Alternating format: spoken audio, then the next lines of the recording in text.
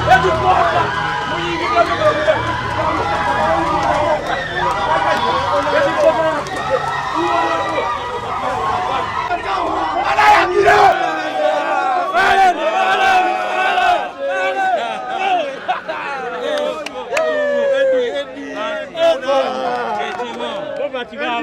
are back to come here.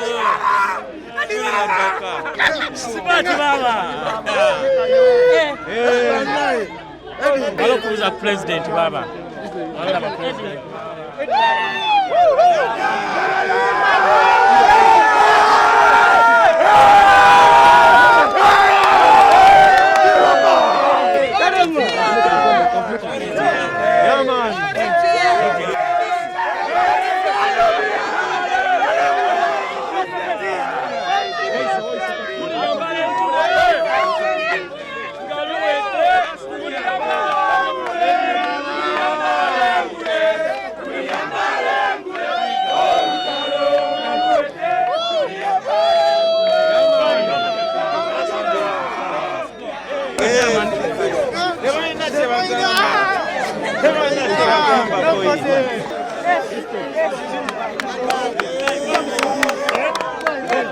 Today is a monumental day. We thank God that we have met in person our brothers who were incarcerated.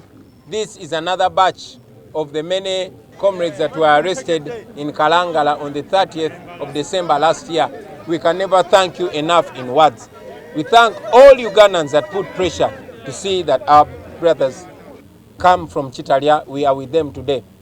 I want all Ugandans to remember that hundreds of Ugandans are still languishing in different prisons, gazetted and ungazetted, known and unknown, for no crime whatsoever. Their only crime is to be Ugandan and for demanding for better. We continue to demand for them, and we encourage all of you to demand for the Ugandans that are incarcerated for no crime whatsoever. This is just the beginning. So many of our brothers and sisters are still in jails. So we beg you not to give up with the pressure. You need to put up more pressure. Nienga njagala kibagamba kimu tulina okulwanisa kooti y'amagye okubanga yewozesa abantu ba bulijjo. Ffe tusigadde tuli bagumu era tetugenda kutiitirira nti noba nti tutidde. Bino bye batukoze waliwo bye baasiba n'okutusinga. Our power. Nze nno nsooka kwebaza Katonda atukuumye nga tuli bumu, nga tuli wamu, nga ate tuli balamu. Nenebaza muganda wange Nubian.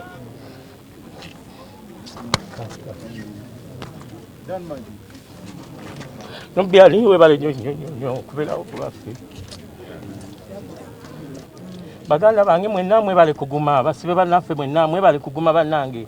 Mwebale kuguma ne mutapowa. Tetugenda kupowa, bino tebitutiisa. Nze nno n'okunta sikirabye nga kunyamba. Abadde alina okunta sirina kye nakola. The time has reached in Uganda that being jailed is no longer a disgrace to the society, but rather a national badge of honor.